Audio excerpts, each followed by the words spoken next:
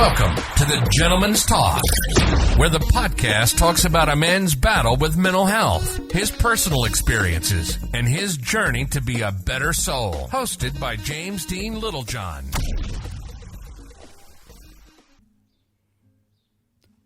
Hi everyone, and welcome back to the Gentleman's Talk.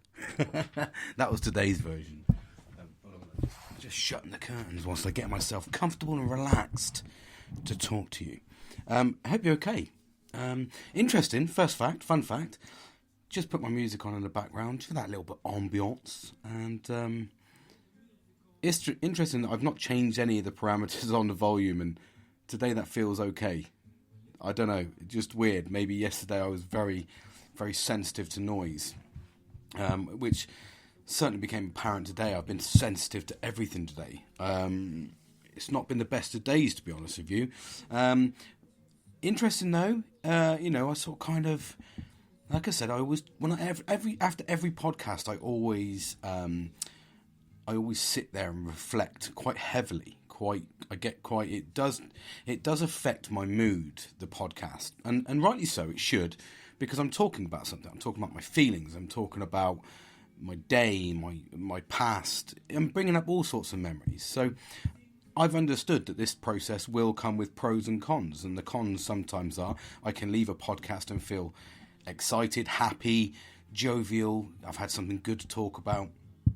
But also acknowledging that there's times where, like yesterday, excuse me, and possibly today, that I'll be a little bit subdued. I certainly was like that yesterday. I really, I think because of the mood I'm in at the moment, and the way that I'm dealing with things, I can feel tense, I feel angry, I feel sort of sad. I don't know, it's a mixture of that emotions. And again, if you've listened along my journey, I go through these battles.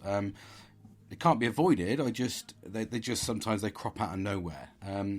And interestingly enough, like I said, I was reflecting quite a bit yesterday after my podcast, because I wasn't in the best of places. It wasn't, it was just how I was dealing with things.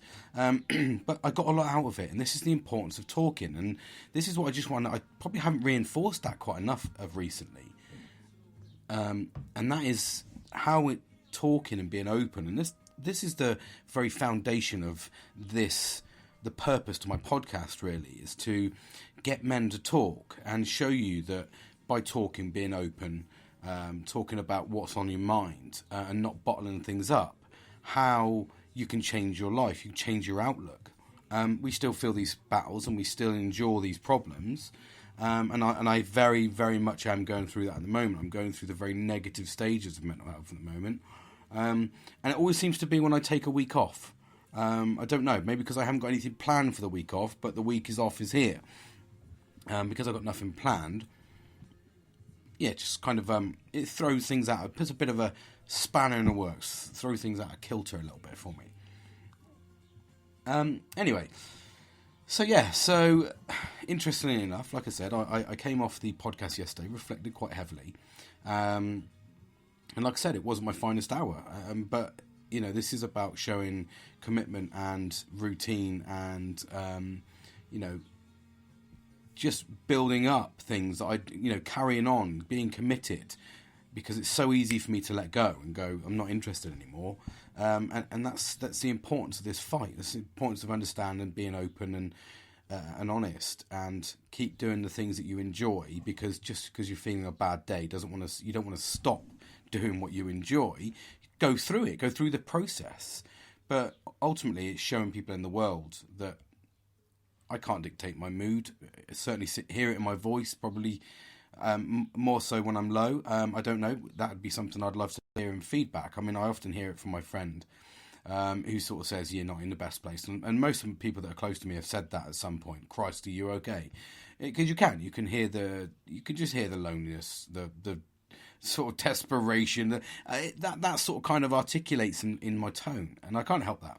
That's me. I'm all over. You get what you see. I'm very much like that. I've always referred to myself as Marmite, the British for the non-British people. That's our yeasty fucking spread that goes on our toast or sandwiches, whatever you want to put it on. But it's good stuff. It's good stuff. But it is a love or hate relationship. You either love Marmite or you hate it. And I do sort of put myself in that category of Marmite. You know, you either love me or you hate me. It's as simple as that. And a lot of people want to be friends with me. And I don't mean that in a big-headed sense at all. But what I mean is they'll say, oh, God, he's fucking crazy. Yeah, I want a bit of that. He's fun. And you know, the ones that mean the world to you are the ones that stick around when you're not like that. And in my past, I've often had people that's when they most certainly chin me off, is when I'm like this and they go, fucking, I'm not interested, he's not the funny guy, and then they'll come back when I'm up again. Do you know what I mean? And it's like that. But you know, that's where ultimately I've dealt with that by reducing it down to the people that can manage me as with my good and my bad. Do you know what I mean? It is very much like a relationship for that. But anyway, I digress massively. So yeah, I had a good think last night. And, you know, I did feel, talking about the ADHD symptoms and things and coping mechanisms triggered a few things in my head. And, you know, maybe it's overthinking, I don't know. But I did kind of went, actually, maybe it is me. Maybe it is me that's the problem. Maybe what I expect of people. And I have heard this. People have said I expect a lot from people. And I do. And I think that's probably because I expect a lot from myself. And I do expect that kind of commitment. But I didn't really sleep very well last night, hence the reason why I was a bit ratty this morning, a bit irritable, just because it was playing on my mind. And that's the problem when you overthink things and you talk about stuff. You do have to process it, and I did process it quite a bit last night. And, you know, I was sat there going, you know, maybe it is me. Maybe I am the problem. Maybe I expect too much of these people. And I reflect back to a thing I said a couple of podcasts ago when I was talking about friends, that true friends, you know, you don't have to see them every day or hear from them every day. But when you do see them, it's like they never left. Like they're the true friends, you know. And I suppose have this kind of semi-addiction to the high of being happy, because I'm being more happy now than I've ever been. And I kind of grasp onto that, and I expect people around me to go, yeah, I'm up for that, mate. Yeah, we'll do that. Yeah, we'll keep in touch. Yeah, we're going to do this. And I do expect quite a lot of pressure. So I sort of retracted a few of my coping mechanisms. Like I said, I used to use this How About app, and I did find it very easy because it benefited me. I can tell that doesn't benefit other people. So I did consciously say to him this morning, I apologise for making you sort of kind of not make. I suppose I did make them, because I was like, this is the app, fucking get it, let's do this. So it was me that fully led that. And I just went, yeah, maybe I'm expecting too much. And I kind of pulled myself away a little bit last night and this morning and just went kind of, no, I need to reset again myself. Maybe I just need to look at how I'm dealing with things. Maybe it's just because I'm in a low place. I don't know. Like I say, I can already feel like the emotions building up in the back of my eyes. It's kind of a weird state to be in when you're low, and you don't mean to be. I can't pinpoint it. That's what I said. I can never pinpoint these problems. But I do expect a lot from people, and that's not the best. And maybe I'm not the good friend in that sort of sense, where I'm expecting people to do that. But then have I done it selfishly? I don't know. I'll probably analyse the rest of this conversation tonight. But I did. I jumped on this morning and I said, no, stop using How About. I've deleted the app. You are right. And I've kind of gone back to the old way of going, if you want to do something, noting that I do need a little bit of planning, not because of the fact of, you know, I don't have a flexibility at home, because I have a very understanding family that allow me to do what I need to do and what I want to do, which is, you know, why, you know, I am as happy as I am here.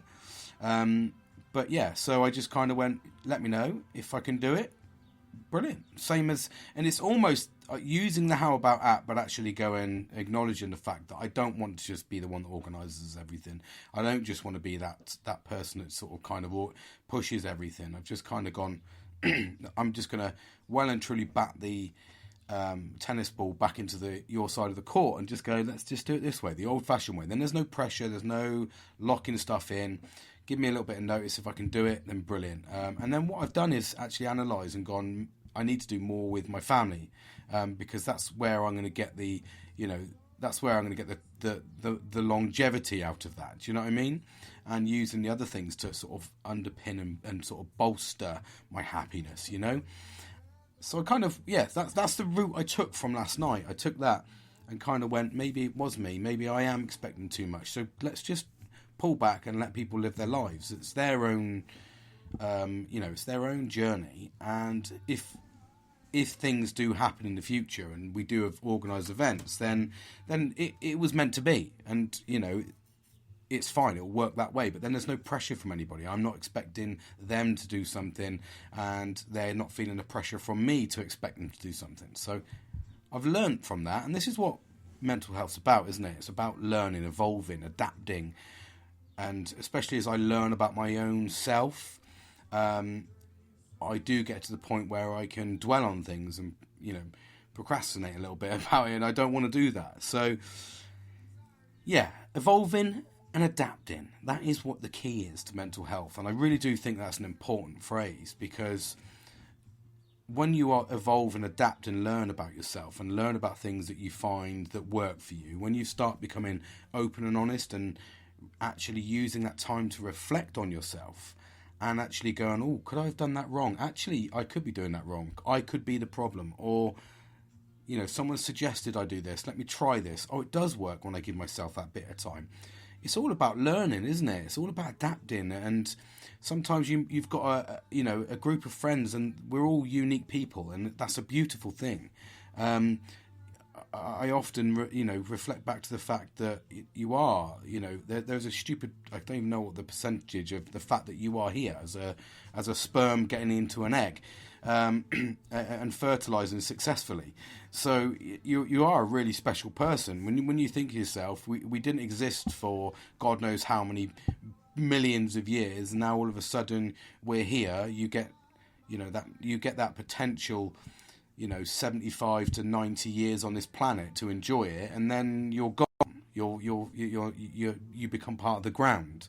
So it's quite an interesting fact, isn't it, when you really get down to the nitty gritty of it, and that is the truth. That is the actual. Yes, I fully appreciate there's other people have different ideas or different perceptions on what happens when they pass on, but myself being unfortunately a bit more of an atheist on that sort of side, I don't kind of get myself too involved in kind of the religious aspect of life. It's just a stress that I don't really need. It's used. I mean that in the negative, in the positive, not the negative. I mean it as in, I don't really want to overwhelm myself with having to put pressures on, and there's enough people labelling things for me in this life at the moment. So I just want to be myself. But ultimately, as I've said that, for millions and millions of years, whatever, then we were, evolved, or whatever you believe, but the crux of it is, at best you get 90 years on this life. There is the odd few, 1%ers that will get above 100, but at best you get 90 years if you're really lucky. Average lifespan is about 78. So let's look at that as a factual part of life. You get 78 years that is, to enjoy your life to its fullest. And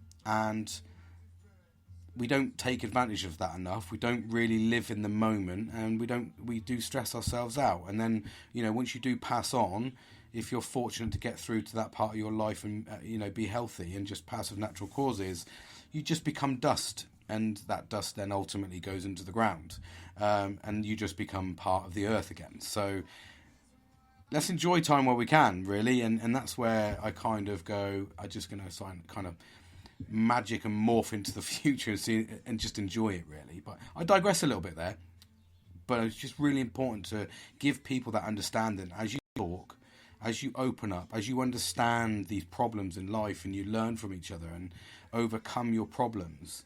Yes, you're going to get bad days. Yes, you're going to get fucking horrendous days. Right, so down to the point where literally an hour ago I was walking my dog, got my hoodie on, my shorts on, so I look like a crazy fucking bastard. It's been raining, but it's quite mild for me. And I was walking the dog, and for a good, I think it was about 3 miles, just under 3 miles. So we had a good walk out. And I was actually sat there thinking, how do I... Because I'm conscious that I'm in a low mood, and I know what makes me normally happy. It's designing things, making things. But, building things. I'd love to build my own fucking house from scratch. I really fucking would. And build everything to my own specifications. But the chances of that are slim to none. So for me personally, but that's what floats my boat. And I was sat there walking the dog, and I was like, having music on, just reflecting really, but reflecting with that ambiance of the music, like I do here.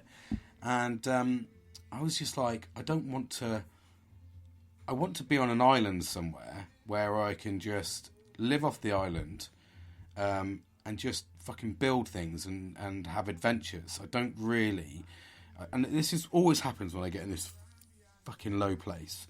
That's what I want to do. I want to get out the rat race. I don't want to be living in fucking bricks and mortar owned by somebody else.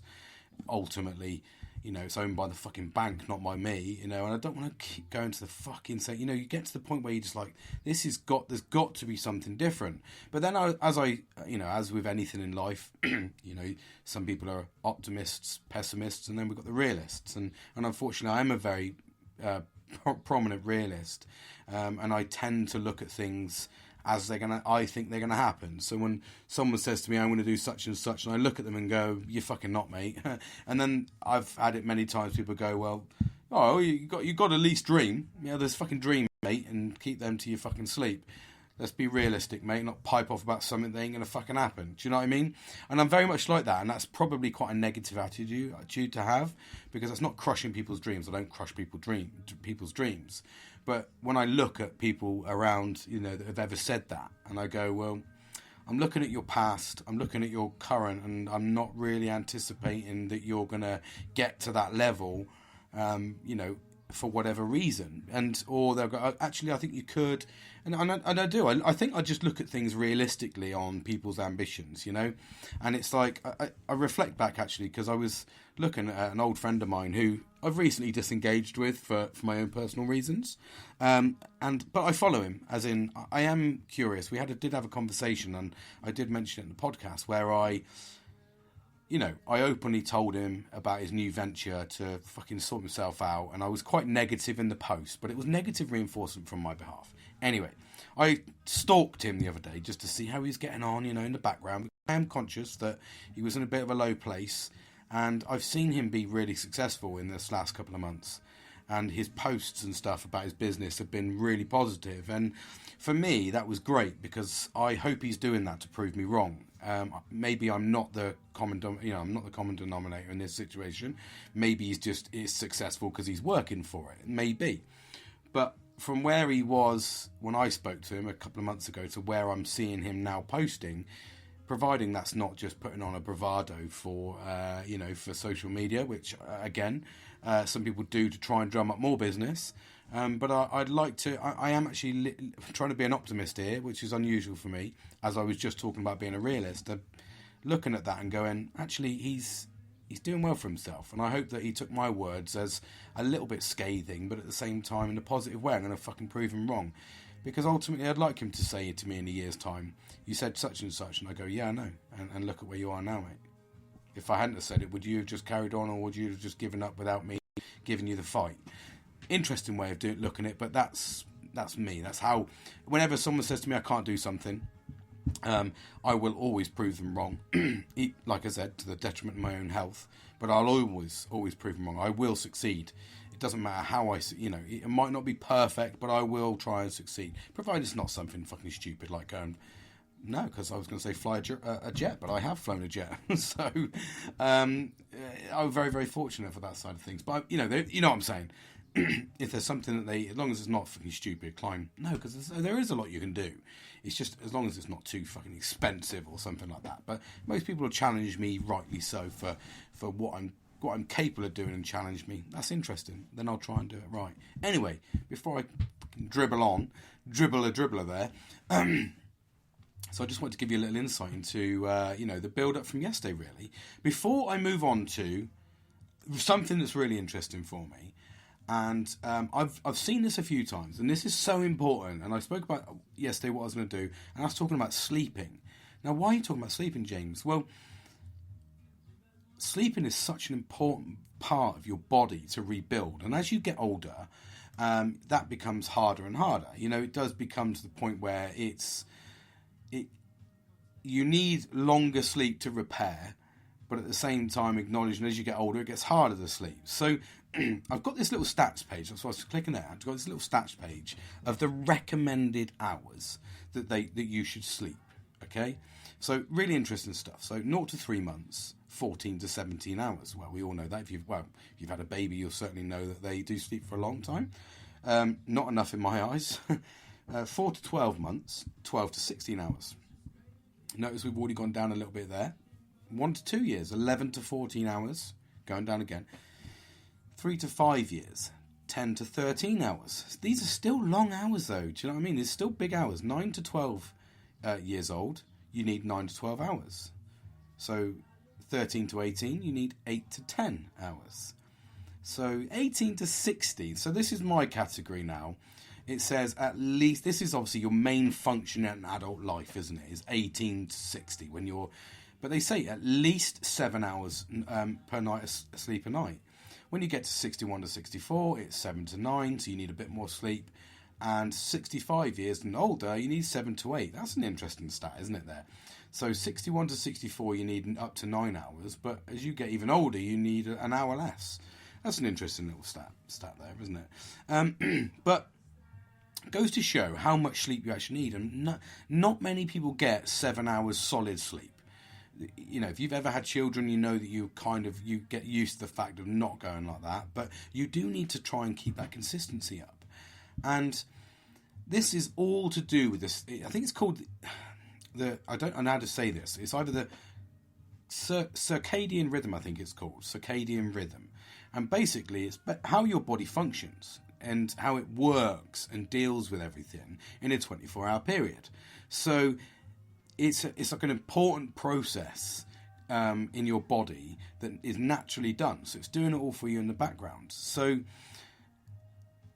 it's basically it's different to your biological clock, which your biological clock is basically, it sort of regulates the timing of your bodily processes. That's what your body clock does. But it does involve the circadian rhythm, and the circadian rhythm is an effect on the biological clock. So it's kind of interesting how they work and coincide with each other, but in actual fact they are different things. So I was looking at it and I was kind of going like, well, what's the best time to you need to work out your sleeping pattern to make sure you get the 7 hours. So I always do this because I get up at what time to get? 6:30 in the morning usually. So I need to get up, I need to be going to bed at 10:30. Hold on, is that right? Yeah, so I need to go, if I need 7 hours sleep, and I'm getting up at 11:30, but I don't. What I tend to do is I tend to go to bed at 11 o'clock. And that is my go-to. I switch everything off at 11 o'clock and I almost try to go straight to sleep. And then I get up at 6:30. Well, my alarm's set for 6:20. Normally gets me up about 20 to 7, I think I get out of bed. I have a 20-minute snooze, or a proper kick the arse out of my snooze. I shouldn't do, really. And they do say the benefits of just jumping straight out of bed and getting straight into the shower with a pint of water are crazy good for you. So I need to work out what it says. Circadian rhythm. I'm just going to go at circadian rhythm, okay? It does dictate your natural bedtime and your natural morning wake up. So it's kind of like once you get into that schedule, and the easiest way to understand this, if you go to bed at say 11 o'clock and you wake up at 6 o'clock, so you get your 7 hours sleep. Okay, if you're saying you get that, then have you ever noticed at the weekend, if you go to bed at say 2 o'clock and you get up at say 9, and you do that for a couple of days, and then you try to get up and not on your normal day, you're groggy as hell because you've put yourself out of your sync for a short period of time. It's the same as if you go drinking on a Friday night and you get absolutely smashed. You go to bed late. Your kidneys working overtime trying to get rid of the alcohol and all the poison that you put into your body. You don't sleep great because your heart, you're absolutely smashed. And if you ever noticed that, more so as you get older, the hangovers just endure for days on end. So it's. That's putting ourselves out of our circadian rhythm. So that's why it's really important to keep your rhythm, as in getting yourself into a routine sleep. Noting that things like, what people don't understand, the side effects are massive for not getting enough sleep. You become more sick. High blood pressure is a huge thing. Diabetes, heart disease, obesity, and this is the key one: depression. So if you're not getting bad sleep, you're already going to make yourself depressed. And one of the key things I actually did learn a little while ago was, and this is when I was looking about sleep and all that sort of stuff, was shift patterns, shift workers, people who work sort of evening shifts or early morning shifts. They tend to suffer really badly with depression. And I remember I go back to when I was in the RAF days, and I used to do 4 weeks of nights, which was starting at 4 in the afternoon and finishing at 2 in the morning. I used to do that for 4 weeks straight, and then straight into 2 weeks of days. And it was almost like torture, because you just get, your first week of days would be absolutely crippling, because you're used to going to bed at stupid o'clock, so you had to almost get yourself smashed every night to try and go to sleep. So it's the only way you could do it. And then you would go from that to the second week of days. You'd just be getting into days, and then all of a sudden you're like, I'm on nights next week. That's completely thrown me out of sync. I need to stay awake now as long as possible. And I did that for about 4 years, and it was fucking torture. It was absolute torture. But that is one of the side effects to it. And like you said, I did notice that I was putting on weight. I was sad as a lot more than I was normally. I was getting ill because, again, I wasn't seeing the sun. I was sleeping during the day and working at night. You just become, it's a horrible. And now we actually put things in place to try and sort of counteract this by making sure that people don't do it all the time, and they have medicals to make sure that they're not feeling those side effects. Sorry. But interesting one, when I was looking at this, was that's not enough sleep. But interesting one, this is there's actually a huge side effect to getting too much sleep. And now people are like, what are you on about? And it's like, you might actually be getting too much sleep. You might find yourself sleeping to sort of 8 to 9 hours on a regular basis, and even the requirement for needing naps. Now, some of the side effects of this are depression, irritability, and cardiovascular issues. So you actually can sleep too much, and that's like a really interesting, because I noticed that if I sleep a lot more, like say for instance this morning, I went to bed last night at about 10:30. And I woke up this morning at 9 o'clock because I didn't have to come into work today. So for me, that was way too much sleep. And I came down and noise was horrendous.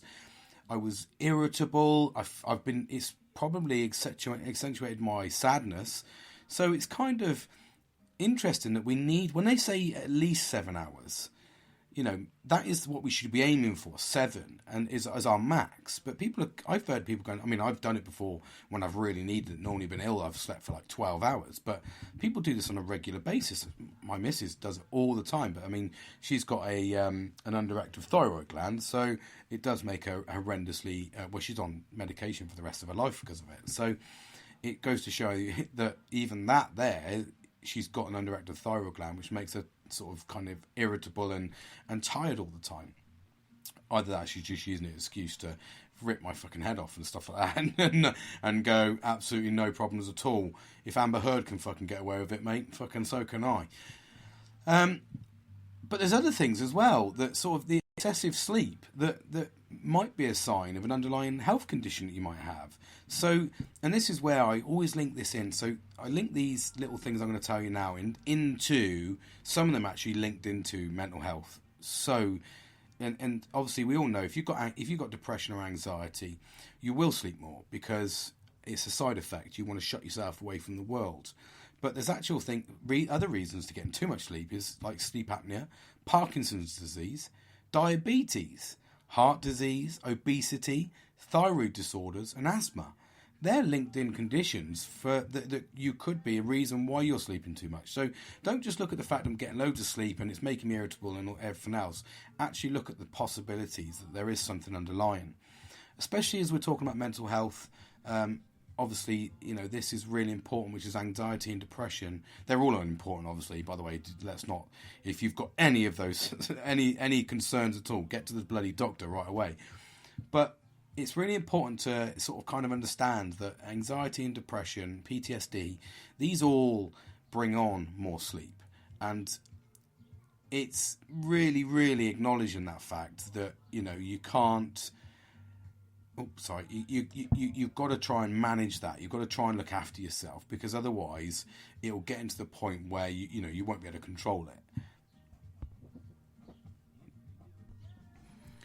Hi everyone, sorry about that. I had to take a quick break there just purely because, wow, that was hard work. I'm sorry, I made that really hard work. I felt I did anyway.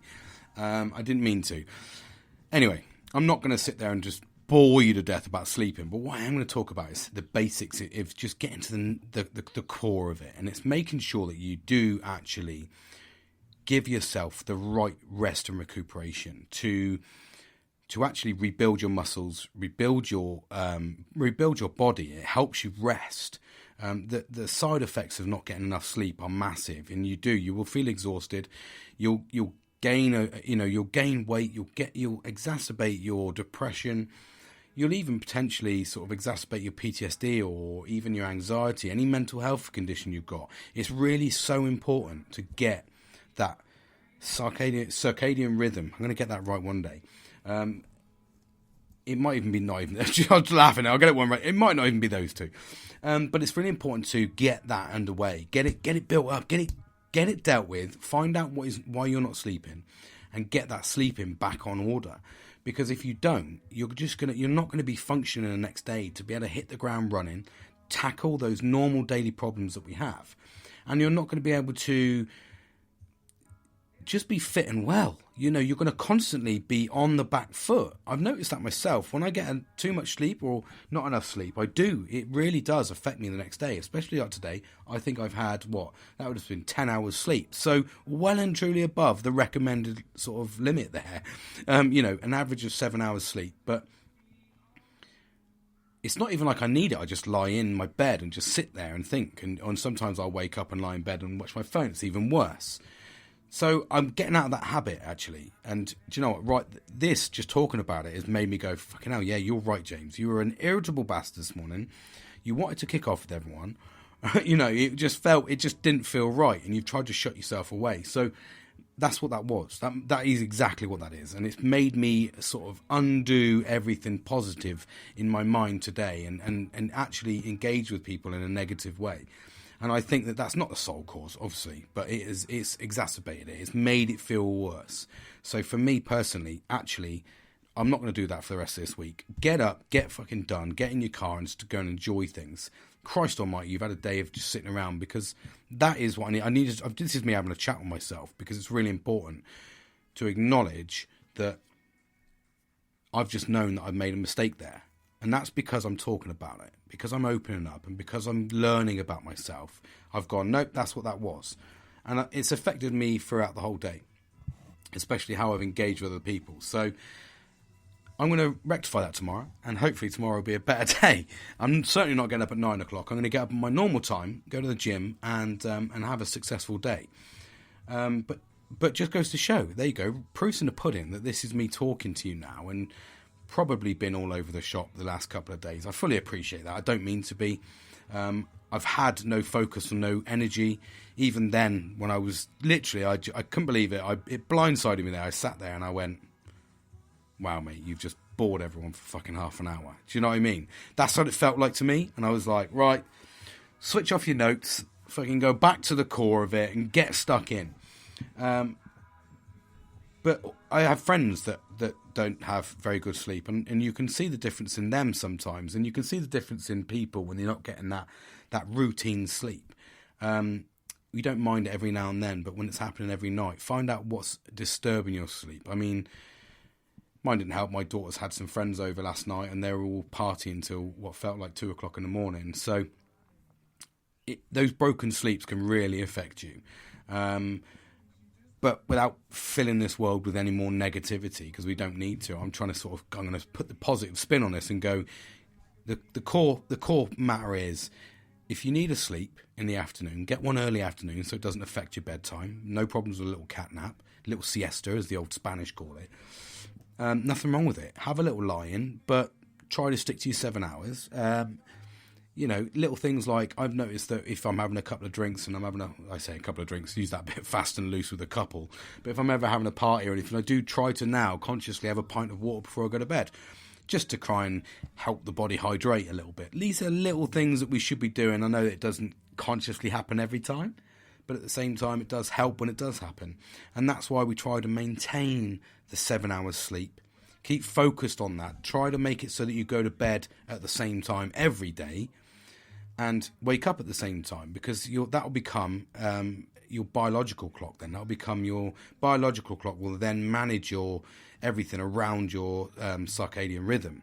So that's how they work in sync, is that circadian rhythm, that will dictate when you go to sleep. So you naturally will feel tired. You should, if you get into a decent one and your biological clock's working correctly, you will naturally feel tired around about the time you're going to sleep, and you will naturally wake up quite positive, unless you're not a morning person. But that's a personality thing, isn't it? 9 times out of 10. But try and manage those things, because what they can do is, as I spoke to you there, it does affect everything else. And one of the core things to depression and like any mental illness is you want to sleep more and you want to shut away from the world. And sometimes you don't want to sleep and you overthink because you're out of your rhythm. If you can try and break that unnatural rhythm and try to just focus on going to sleep and just going, I'm going to go to sleep at this time, even if it means I go out for a walk. And I've said this to my friend recently, actually. I said, look, because I do this before I go to bed now, 9 o'clock, I go for a little walk around the field with the dog.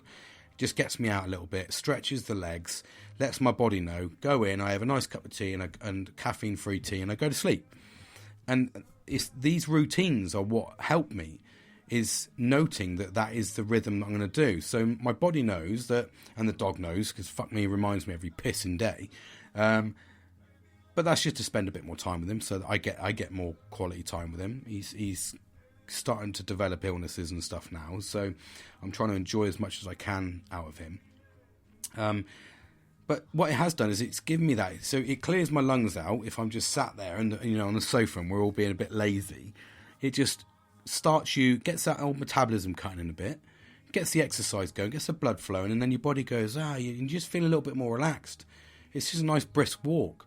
Come in, have a cup of tea, go to bed. You feel relaxed for it. So those are the little things that are really important to address and keep on focus. Little things like not playing on your mobile phone or tablet or watching a screen just before you go to bed. It's really important. Try to shut down off of all that, even if it means just listening to an audiobook. That's what I used to do all the time, and I've lost control of it. I don't know why, but I'm going to get back into that as well. So already here, I'm talking to you, and a couple of little adjustments I need to make. Instead of watching shitty videos, is actually go and listening to a book and relaxing. And that's where I think of a lot of my problems are coming at the moment. So I'm not going to bore you because it is quite a boring subject, but it's a really, really important subject.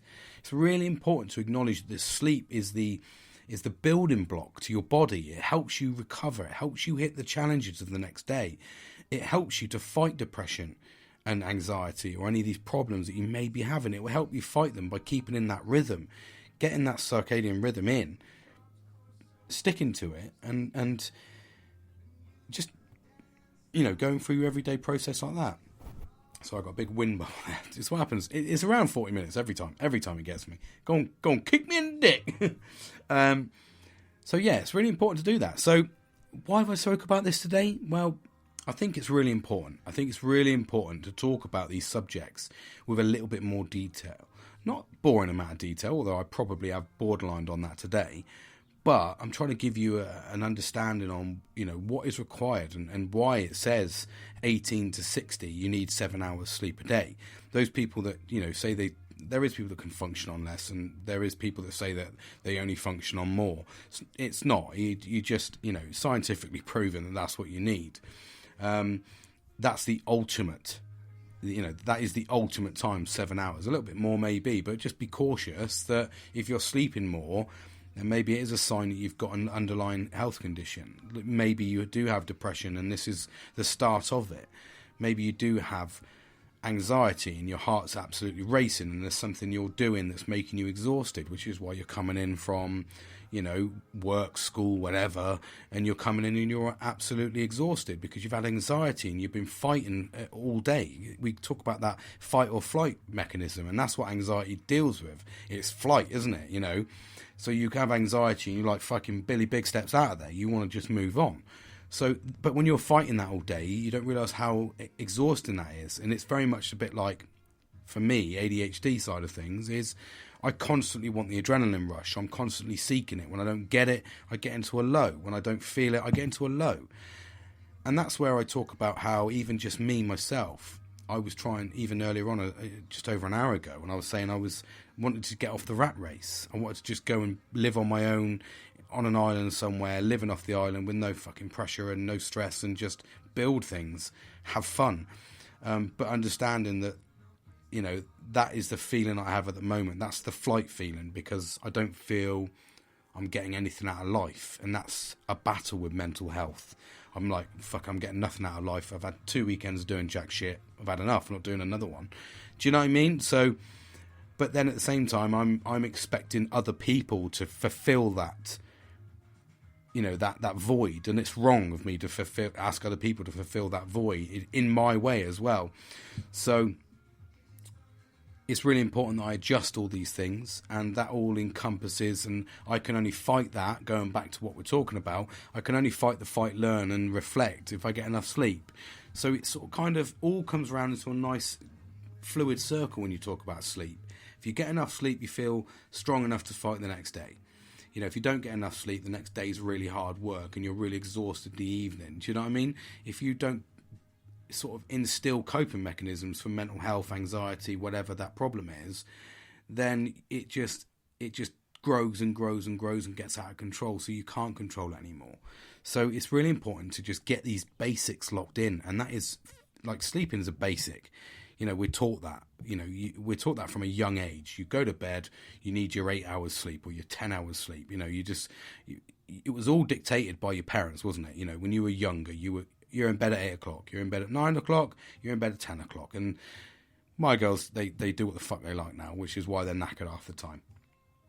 But at the same time, that's them. I tell them, as long as you get your 7 hours sleep, I don't really care. So, but you're instilled that basic function as a young child. That is what your parents give you, that skill set. And as you get older, you forget that skill set. You throw it out the fucking window and you go, I'm an adult now. I'm going to do what I like. And even me as a parent, I go to bed. You need your fucking sleep. And then I'll be sat there at 2 o'clock in the morning with a gin in my hand going, fucking, this is brilliant. And then the next day wondering why I'm a ratty bastard and everyone's fucking irritating me. So it's almost as if you've got that foundation, but you actually need someone to say to you, get that back. There's no point in wasting time. Get that back. If you want to get up early, get your 7 hours. Go to bed earlier. If you want to get up a little bit later, go to bed a bit later. But get your 7 hours. But also acknowledging that when you do that, your biological clock will be thrown out of kilter a little bit, and so will your circadian rhythm be thrown out a little bit, because it's not what you're used to doing. So your body knows that you go to bed at 11 o'clock. It will kick in at 1 o'clock to start your metabolism, to start getting rid of and burning all the energy and repairing muscles and everything else, and repairing all the brain cells that have been smashed while you've been banging your head off the fucking wall all day. It needs to rebuild itself. So if your circadian rhythm's out, your biological clock will start a little bit later, which means everything's moved on. But if you get up early, you can't expect yourself to be fully repaired. And that's why we feel like shit. That's why we feel horrible, tired, lethargic, craving sugar, which is what then turns into obesity. Noting that in ADHD, you try to avoid sugar. So, and one of my things, if anyone asks me, anyone knows me, sorry, I crave sugar. I used to crave Skittles, and then I'd fucking yam Skittles down my fucking throat. I used to do it in work all the time, and I'd be bouncing around the fucking place. And they'd be like, "What, you been on Skittles?" And I'd put 2 or 3 fucking sugar. I used to drink fucking sugar water, mate. I used to put a little dabble of hot water in the water. I used to melt the sugar with like 2 or 3 teaspoons of sugar, and then I used to put cold water and down it, because that's what I thought I wanted. And then I'd be bouncing around like a dickhead, saying everyone I've got my second, third, fourth wind. and I'm not talking about my arsehole, and then I'd be fucking tracking around everywhere, and then I'd be bollocks. I'd fucking crash out, be like, whoa. And it's like, even looking at back now and talking to you about that, that's what I was doing. And it says avoid that, because that's what someone with ADHD wants. They want the sugar rush. They want the adrenaline. So that's what they're looking for. If you give it to them, you're feeding them the habit. So it's almost like a fucking heroin addict, and you're going, you need to get off heroin. What I'm going to do is I'm going to give you some heroin. That's exactly what you're doing. You know, you're fucking feeding the addict the fucking medicine that is made him an addict. You know, so it's kind of like that. It's kind of counterintuitive, I understand, but you know, you need energy, but at the same time you don't, and that's what's really important. Acknowledging that when you throw those biological clock and the circadian rhythm out of kilter, expect that to be a knock-on effect where your body adjusts. So it is important. It's an important topic, really important topic, and it's important for your health to stop the obesity, get your body repairing properly, get the right amount of sleep. And if you're not getting the right amount of sleep, then find out why. What's disturbing you? Eliminate it. Mitigate it. We do it every day in work. We mitigate risk. We try to reduce the risk. So far as reasonably practical. Well, I hate that fucking sentence because it makes me sound like a right geek. But we do that every day, but we don't do it at home. We just sit there and go, oh, I've had a shit day of work. I'm going to fucking drink booze. I'm going to stay up till 2 a.m. and then be fucked the next day and then hate my job even more. Actual fact, you might not hate your job. It's a good possibility if you say the word hate, you do hate it. But maybe you're just disliking it at the moment because you're not getting the right sleep. You're not building the blocks. You're not starting at the very foundation.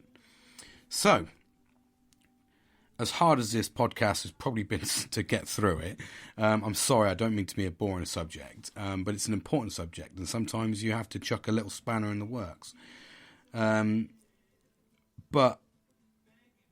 I wanted to just give a little bit of an insight into why it's important to get that sleep, get that 7 hours sleep, and make sure you manage it properly, and noting that if you're going to be out of that sync, you're going to feel the after effects, but don't worry about it. Get back into the rhythm as soon as possible, and your body will kick back in again.